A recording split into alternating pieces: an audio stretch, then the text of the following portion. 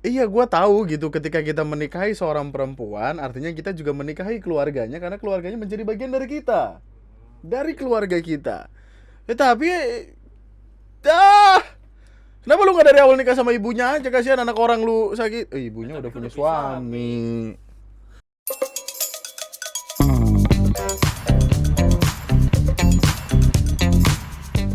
Hai, selamat datang di video gue kali ini dan selamat datang kembali di TNM. Hujan-hujan seperti ini, enaknya kita mencari-cari perkara yang terjadi di internet, bukankah begitu? Oh ya, by the way, tanggal 28 sampai 2 Januari kalau gua nggak salah, ada kalimat dari BRIN, Badan Riset dan Inovasi apa kalau gua nggak salah. Itu BRIN intinya ngasih tahu kayak bakal ada badai besar yang terjadi di Jakarta, Bogor, Depok, Tangerang dan Bekasi, which is Jabodetabek. Meskipun sempat ada perdebatan karena BMKG cuman bilang kayak iya ada curah hujan tinggi tapi yang nggak badai-badai banget. Tapi ya intinya hati-hati aja, jangan terlalu sering keluar. Mau tahun baru nih, ntar kenapa-napa mau tahun baruan nggak enak. Bahkan beberapa tempat tuh ada yang WFH loh, saking saking takut ya karena kalimatnya itu akan ada badai besar ya, orang juga panik sih. Tapi ya, mari nikmati video ini dengan kondisi hujan-hujan dingin-dinginan mengemaskan di dalam selimut, di mana pembahasannya akan didominasi oleh pertama, ada seorang wanita hamil di Malaysia yang merampok toko perhiasan saat ditangkap ngaku lagi ngidam. Kasihan banget anaknya, udah lemprut udah difitnah-fitnah nih. Jadi di tanggal 20 Desember 2022 ada seorang wanita dari Malaysia berusia 35 tahun yang datang ke salah satu toko emas gitu. Dia masuk ke toko emas tersebut langsung mengacungkan pisau. Wanita tersebut mengacungkan pisau ke seorang karyawan toko perhiasan hingga membuatnya panik. Untungnya wanita tersebut dapat dihentikan dan tak lama kemudian ditangkap oleh pihak kepolisian. Pakai pisau sebanyak 13 cm itu lumayan loh itu. 13 lumayan. Yang mengejutkan adalah alasan dirinya merampok adalah karena dirinya tengah ngidam di kehamilan keempatnya tersebut. Dirinya mengatakan bahwa dia mencoba merampok bank karena mengidam atau ingin melakukan sesuatu yang ekstrim. Anjing, kalau anak keempat ngidamnya ngerampok, anak pertama sampai ketiga ngidamnya apa? Ada polisi lagi lewat di gaplok apa gimana? Soalnya gini, yang seakan-akan menjadi afirmasi kalau dia itu ngidam adalah karena tersangka memiliki pekerjaan yang cukup mentereng, yaitu bekerja sebagai eksekutif sumber daya manusia. Jadi orang mikirnya kayak, oh dia eksekutif nih, ngapain juga dia ngerampok, mungkin iseng gitu. Aneh banget. Tapi aneh banget sih. Masa anaknya nendang-nendang, mama, rampok bang mama, aku ingin kayak di film-film mama. Kini wanita tersebut ditahan hingga 27 Desember. Gimana dia nyeritain ke anaknya kalau anaknya udah gede ya? Dulu ya, mama. Kamu tahu toko emas ini gak? Kita ngerampok berdua loh. Kamu masih dalam perut. Tapi kamu di dalam perut megang pisau juga. Aneh aja aneh. Anyway, ngomongin tentang ibu-ibu lain ya. Ada salah satu ibu-ibu yang menggugah rasa penasaran orang-orang di internet. Karena dari beberapa hari lalu ada sebuah kasus yang naik ke TikTok, di mana kasus ini ngilu sekali untuk diceritakan karena sungguh sangat amat ada seseorang perempuan ngebikin video TikTok, captionnya kayak gini. Sampai sekarang aku masih nggak nyangka kalau hubungan kamu sama perempuan yang udah ngelahirin aku itu masih berlanjut. Lihat deh, ini 3 hari sebelum kejadian kamu kegap lagi berzina sama dia. Kita baik-baik aja, kok kamu tega nyakitin aku begini? Makanya aku tuh blank gak percaya pas denger kabar kalau kamu kegap dan sampai kabur. Berarti selama 5 tahun ini aku cinta sendirian. Ya Allah, aduh hatiku sakit sekali mendengarnya bro. Aku memang bukan perempuan cantik dan bukan juga orang kaya, tapi aku juga kerja bantu kamu. Lu parah banget lu. Istri lu udah kerja ngebantuin lu. Apa aku terlalu ambisius untuk kamu yang foya-foya? Aduh. Sejak kejadian itu aku jadi perempuan penakut. Sekarang kalau ada yang ngetuk pintu aku langsung gemeteran kalau ada suara motor. Dan traumatisnya itu menakutkan loh. Iya. Masalahnya ibu kandung sendiri loh. Aku nggak tahu ini akan sembuh kapan, tapi aku selalu berdoa untuk ikhlas dan gak dendam sama kamu. Semoga traumaku cepat sembuh. Aku kangen diriku yang pemberani kayak dulu. Hashtag FYP, hashtag for your page, hashtag selingkuh, hashtag perselingkuhan, hashtag menantu dan mertua, hashtag skandal. Wah.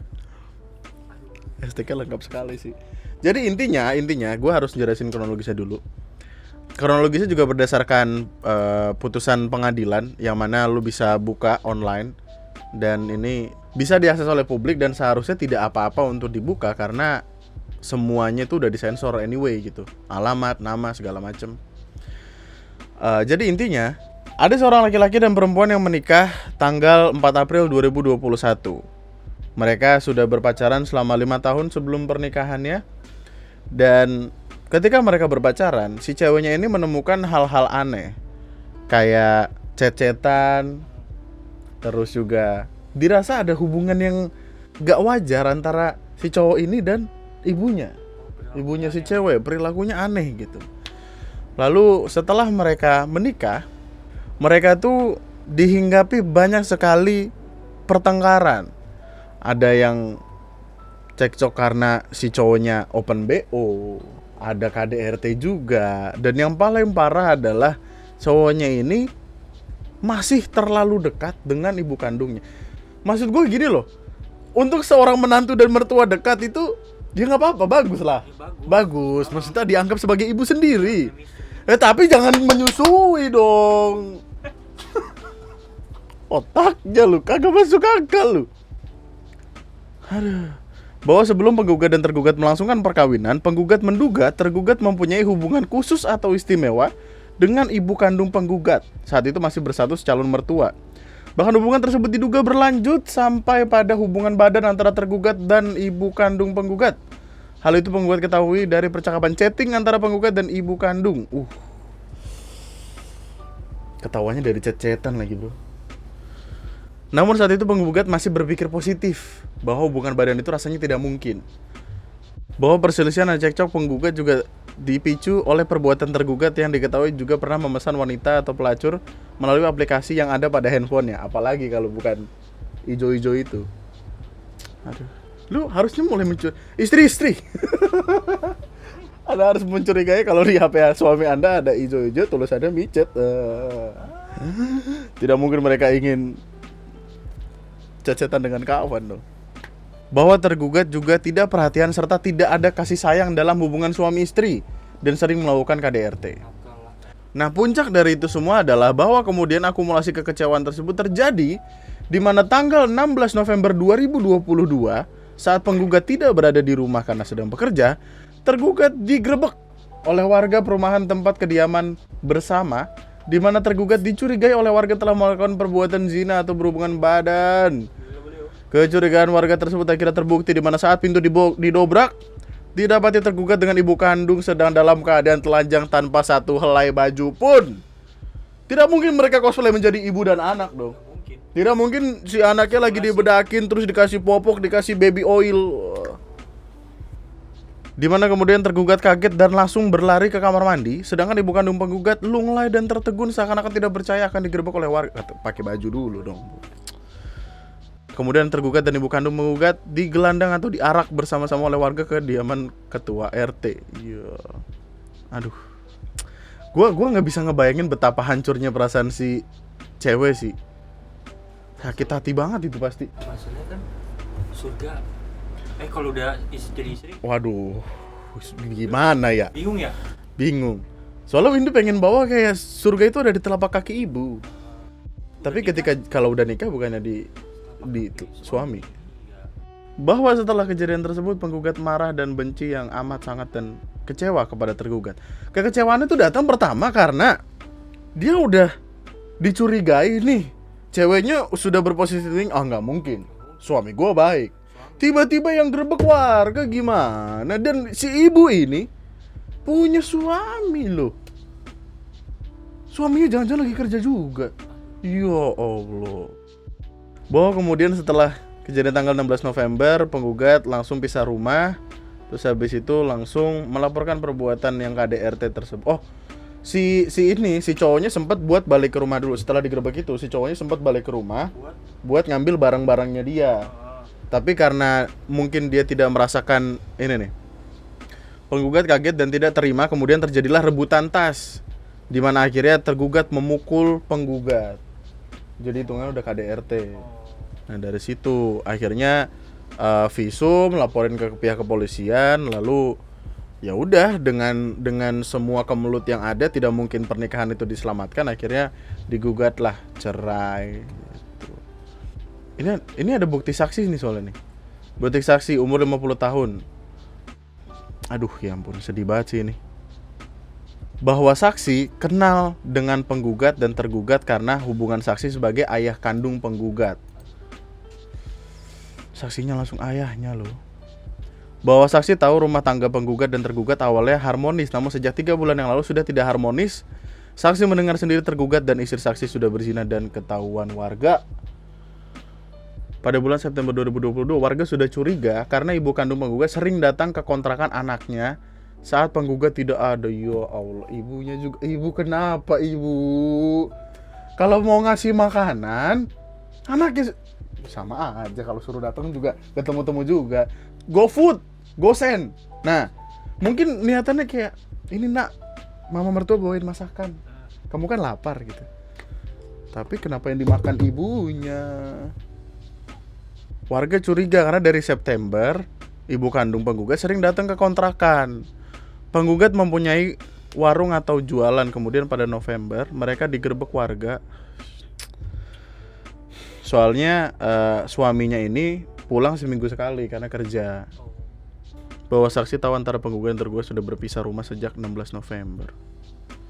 Pisah rumah juga nggak dinafkahin segala macam, ya udah.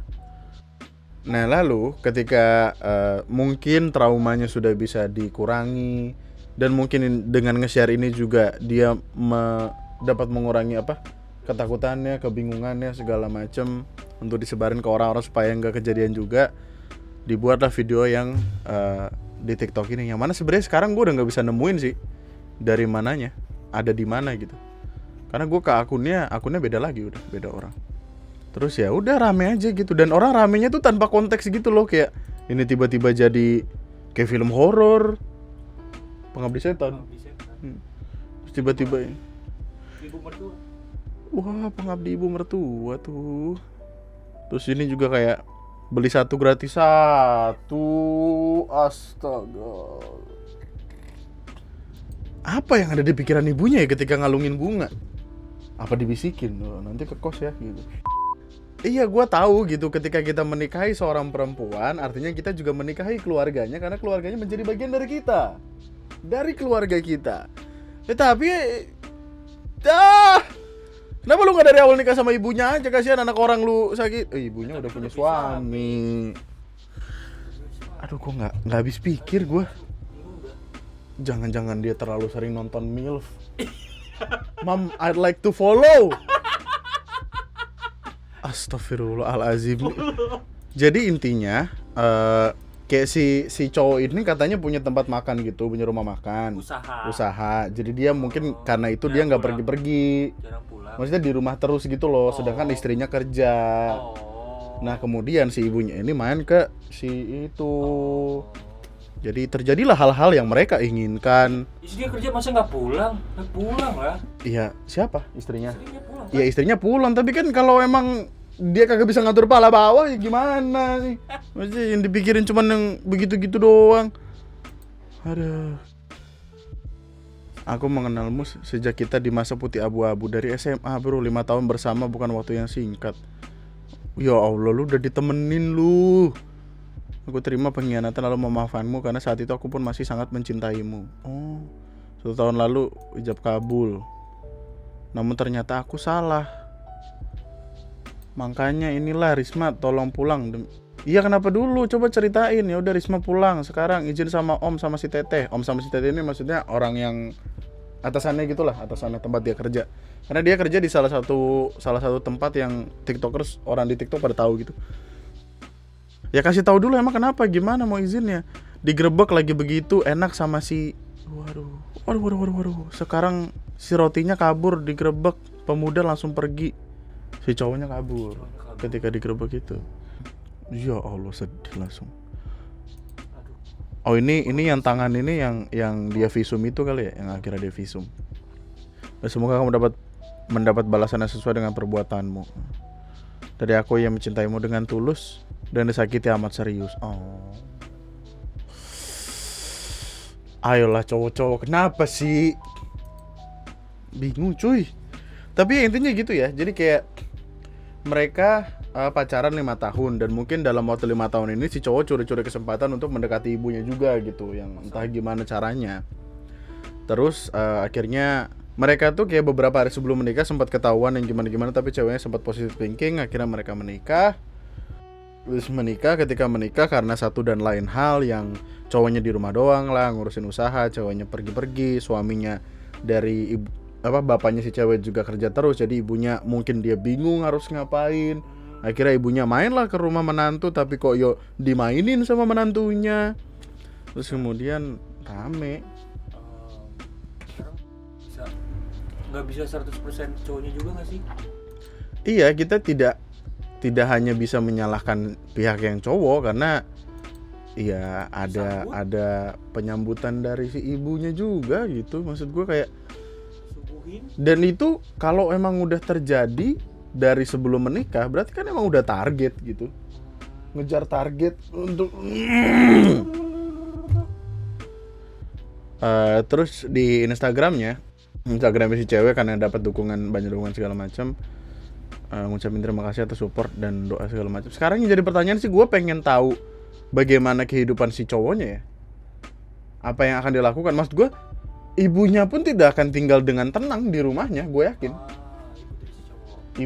Bukan si ibu ini, ibu dari si cewek. Maksudnya dia mau kemana lagi gitu?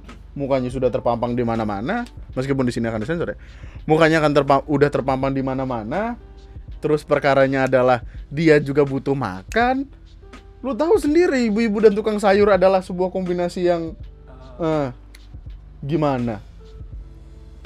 Bertahun-tahun sih gue yakin akan jadi bahasan tetangga-tetangganya sih, yakin gue. Bahkan mungkin kayak ketika dia udah pindah terus ada orang kayak, Bu, maaf mau nyari rumah untuk dikontrakin. Oh, ada tuh kontrakan yang bekas waktu itu orang selingkuh itu. Waduh, ingetnya gitu pasti tetangga-tetangga bro. Oh selingkuh Bu? Iya selingkuh sama itunya, mantunya. Oh, kok bisa Bu? Akhirnya ngobrol. Kok si cowok mau ya, secara kalau dari fisik jelas-jelas si cewek lebih jauh daripada si ibu. Nggak ada hal yang masuk akal yang mendukung si cowok berhubungan sama si ibu. Dikasih berlian nyarinya batu kali. Iya. Kak, kalau aku jadi selingkuhan nggak perlu cantik, yang penting gatel. Wow. Kasih herosin. Pernah tahu gak herosin? Gue nggak tahu kelanjutan ceritanya gimana, soalnya sejauh ini pun ya cuman itu aja gitu. Nggak ada kelanjutan yang gimana banget. Yang kita tahu mbak-mbaknya karyawan dari salah satu kitty shop girls, toko online gitu. Orang ini kok diucapin sama yang punya juga kayak nyemangatin gitu. Dan dolar 15.700. Hubungannya apa anjing? Mungkin perkara ekonomi yang membuat mereka nggak masuk sih, tapi ya. Aduh ya ampun.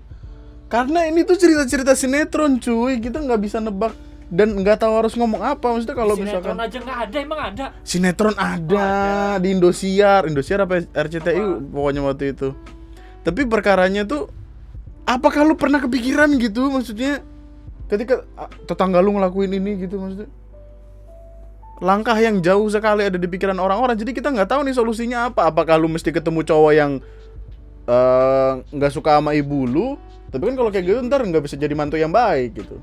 Tapi kalau jadi mantu yang terlalu baik, ntar malah gimana? Semoga mbaknya cepat sembuh dari trauma yang dialami. Itu dulu. Iya, semoga bisa kembali seperti sedia kala. Cowok-cowok kayak gini nggak apa-apa, udah tinggalin aja. Buat apa dijaga cowok-cowok kayak gini? Gue pengen tahu deh, maksudnya apa yang harus dilakukan. Misalkan pada akhirnya perbincangannya tuh jadi jauh melenceng ke kalimat kayak, oke, udah ngetawain si ibu-ibu sama mas ini, coba kalian cek suami kalian kayak gimana gitu loh. Apakah kayak gini juga atau enggak? Nebaknya kan bingung. Iya, kita bisa tahu dari mana kalau dia suka sama ibu kita gitu loh. Aduh, ya nggak tahu gue. Tulis opini dan pendapat di kolom komentar di bawah. Apakah lu pernah menemukan perkara seperti ini? Apa yang sekiranya akan lo lakukan ketika lo ada di kondisi si cewek atau si cowok ini? Nggak mungkin. Jangan. Ini udah terlalu gila ya dunia ini tuh. Dan semoga mbak-mbaknya diberikan ketabahan yang sangat amat sangat. Tapi pada akhirnya kita juga harus ngedengar kalimat si cowok ini ya. Maksudnya kita harus tahu sudut pandangnya si cowok atau dia udah menyerah begitu saja gitu. Karena tadi gue sempat nemu artikel gitu, salah satu artikelnya bilang kayak si cowoknya bilang netizen jangan so tahu gitu kan kalimatnya. Terus ternyata itu datang dari akun TikTok ini, yang mana gue percaya kalau akun TikTok ini adalah akun bikinan dia aja gitu, bikinan orang aja yang kemudian mengatasnamakan si cowok untuk nyari keuntungan dari sana. Ketika followers sudah banyak, dia bisa ngejual akun ini yang gitu-gitu. Kalau ada kabar selanjutnya ntar gue kasih tahu di kolom komentar di bawah. Tapi untuk cowok dan ibu itu fuck you. Papaan kalian. Gue juga nggak tahu nih kenapa mas-masnya yang tangan kanannya ini, yang tangan kirinya ini efeknya nggak masuk apa gimana? Apa kena matahari? Kenapa sih kita fokus ke hal-hal nggak penting? Kita ketemu lagi di lain kesempatan. Subscribe, like, komen. Nama gue Andri, sekian dan. Kalau misalkan kita ada di posisi yang cewek, lu bakal lebih kecewa ke ibu lu atau ke cowok lu? Gue kan lebih kecewa ke ibu gue sih. Rasa kecewanya lebih besar yang mana gitu maksud gue tuh. Karena harusnya gue lebih mempercayai ibu gue kan. Sepun apapun yang terjadi dia orang tua gue anyway gitu loh maksudnya. Si cowok ini tuh baru gue kenal 5 tahun, mak gue kenal dari lahir sampai sama-sama manggil bro. Wah, kenal dari lahir.